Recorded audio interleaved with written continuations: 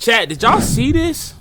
And one of my homeboys talked. We had a conversation about this. It says 91% of Pornhub wiped out. The most massive content takedown in internet history revealed. And I think this got something to do with Trump. I'm pretty sure this got something to do with Trump and the laws that has been passed. So let's see. nHub petition has roughly, Rob, if you can show this, 2.33 million signatures worldwide.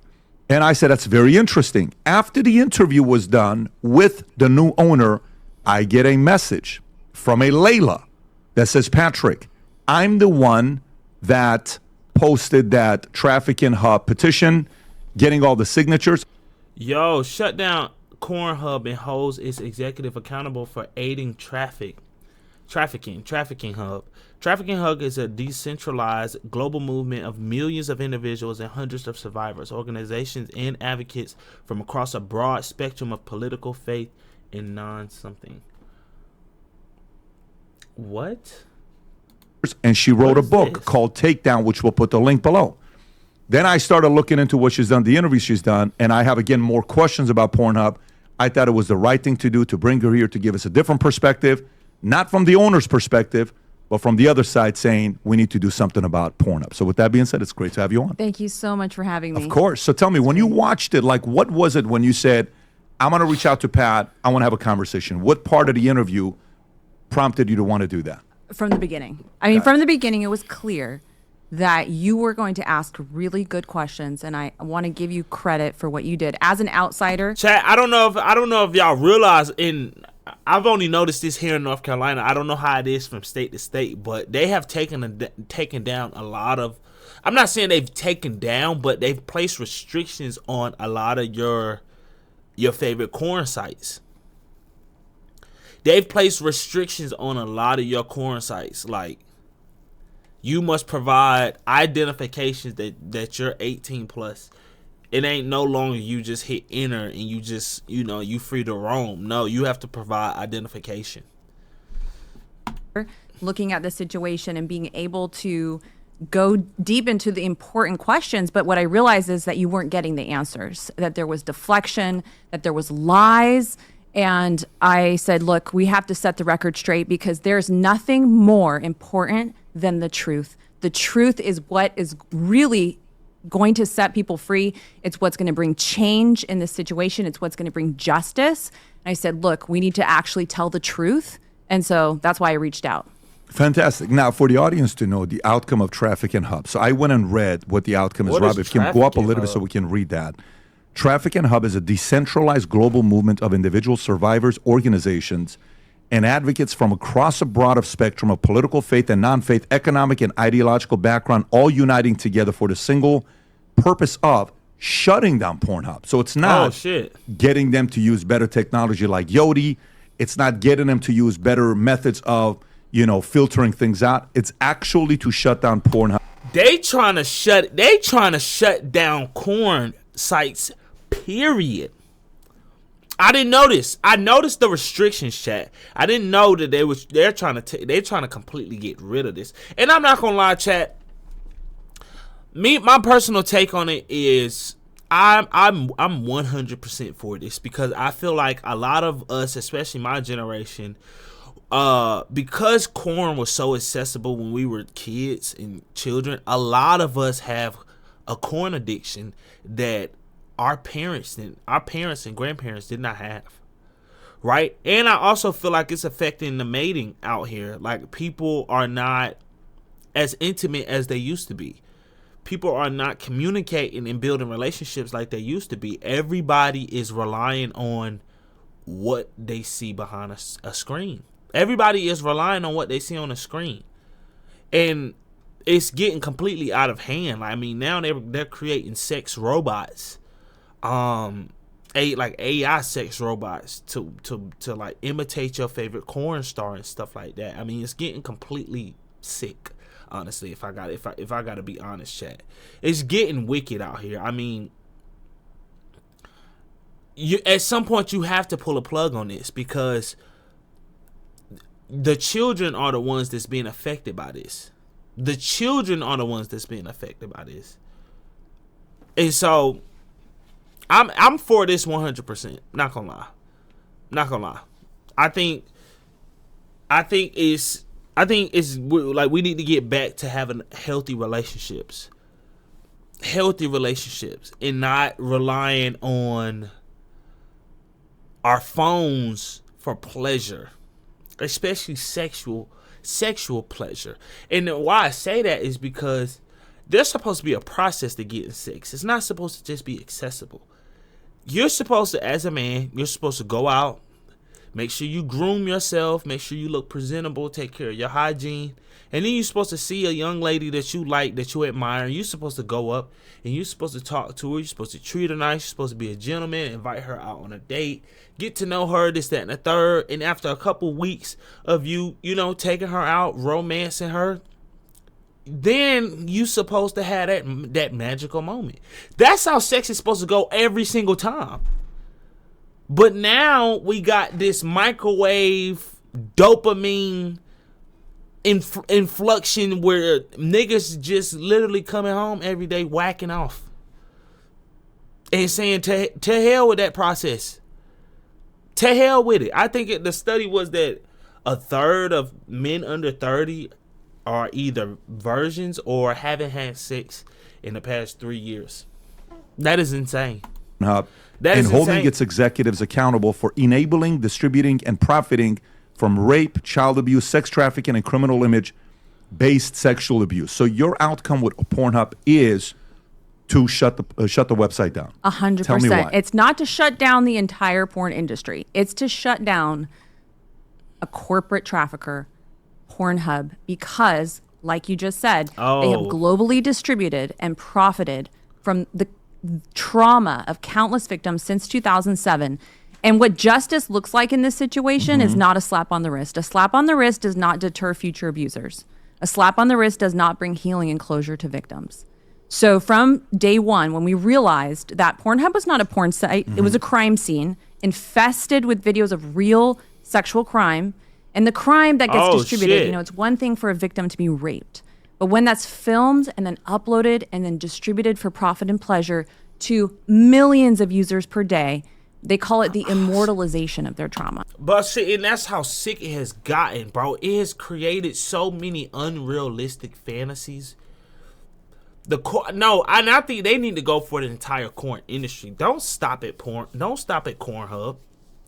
They need to go for the whole industry because it has created so much unrealistic sexual desires that probably hadn't even existed in human psychology prior to now.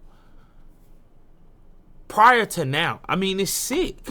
Where they'll never be able to get over that because it's going to get just like the sadistic game of whack-a-mole. They just have to keep finding it and begging and trying to take it down and again and again. And victims of this kind of abuse, we call it image-based sexual abuse, all the way from child rape to adult rape and trafficking and what we used to call revenge porn. They have a 50% ideation rate for suicide. So this is really a life and death issue. And so we felt from the beginning that the call to action here was to shut down Pornhub because we felt like that was, severe harm demands severe consequence. So, you say that, and, you obviously know I pushed them very hard when they were here. And for me, it was like, what makes somebody want to be a porn star? There's certain things to it, even to the point that, I'm sitting here watching a documentary called After Porn Ends, the story of porn stars, what their life is like after they're out of the porn industry, and how do you go back to a normal life from that space. But there's a few things, Rob. Can you pull up the story of New York Times? The 2020 article, right? I think it is. The Children of Pornhub. Exactly. Yeah. So this is the article that is disturbing to read, but I want to read it to you because I think it's stuff that we need to. I got 4 kids, and I openly talk to my kids about this kind of stuff to prepare them for them because they're 12, 10, specifically to the 12 and the 11-year-old, but the 8 and 3, soon I'll be talking to them as well. I want to read this to you. So if you can zoom in, Rob, and we can read through this article together.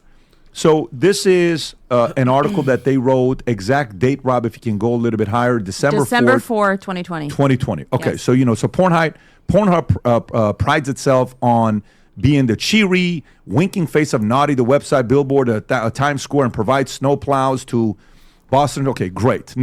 3.5 billion visits a month. Chat, that is insane. 3.5 billion a month. Next, the supposedly Holy wholesome shit. Pornhub attracts 3.5 billion visits a month. That's more half than the Netflix, world. Yahoo, or Amazon. This is when Yahoo was relevant that you would even mention it. Pornhub rakes in money from almost 3 billion ad impressions a day.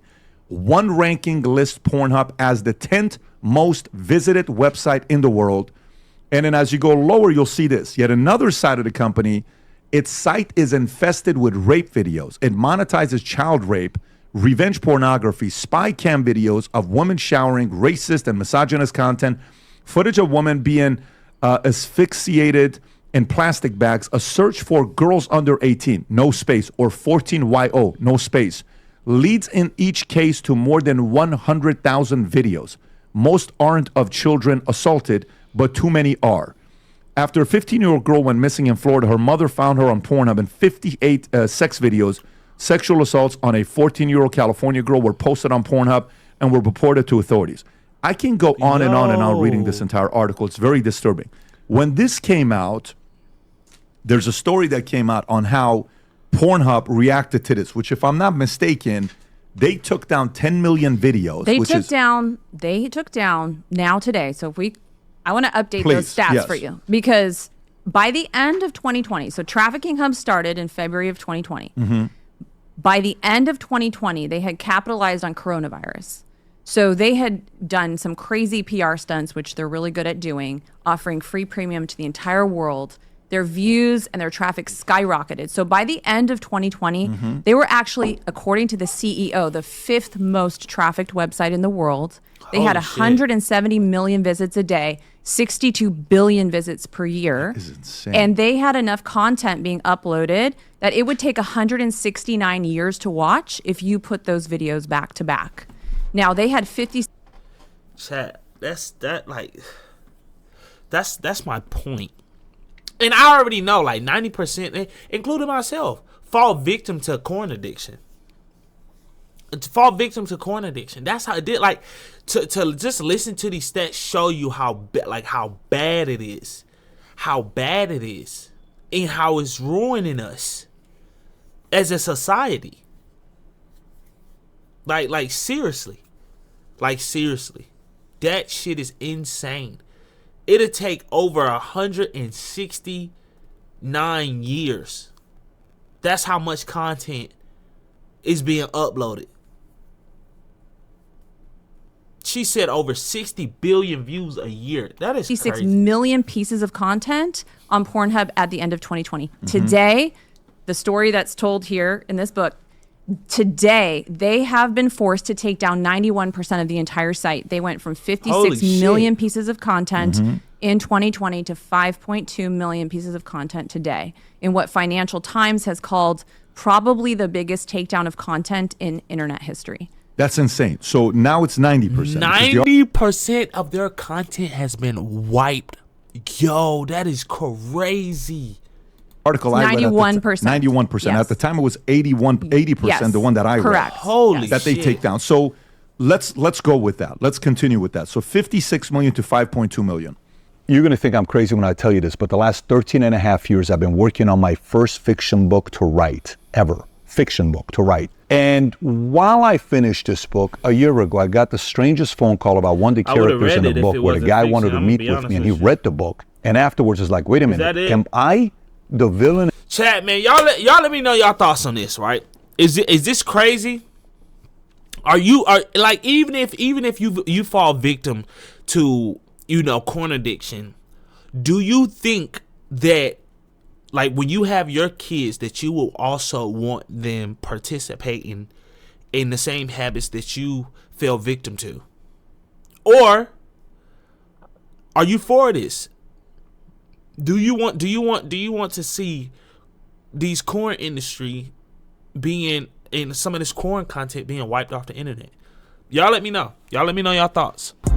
Got a house on the hill, I don't back out. Ain't showing no love, no, not in this season. I'm waiting to bring all my racks out. Now who keeping all of my niggas? Been waiting to shoot up the burner. Caught in my feels, I need some more soda. She loving the pill, her body get warmer. Gotta let her ride on top.